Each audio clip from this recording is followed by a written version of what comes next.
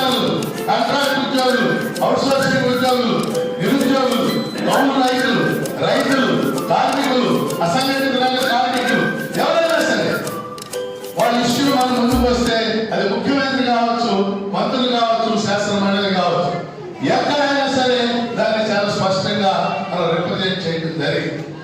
కేవలం ఉద్యోగులు కాదు, ప్రజా సమస్యల మీద కూడా. ఉదాహరణకి గుంటూరు జిల్లాలో 60 ఏళ్ల నుంచి గుంటూరు ఛానల్ అనేది తవ్వాలనేటటువంటి ఒక డిమాండ్ ఉంది.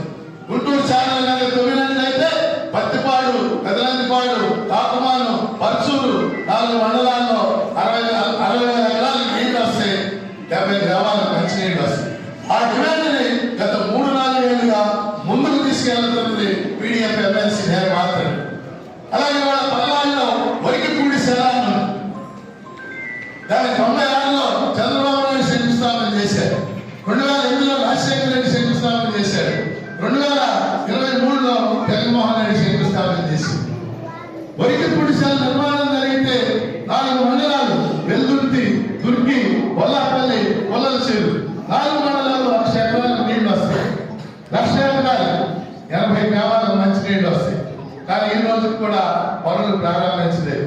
ఆ డిమాండ్ని గత 4 ఏళ్ళుగా ఏ సభలో అయినా సరే ముందుకు తీసుకెళ్తుంది ఏఎస్ లక్ష్మణరావు పీడీఎఫ్ ఎమ్మెల్సీ మాత్రం.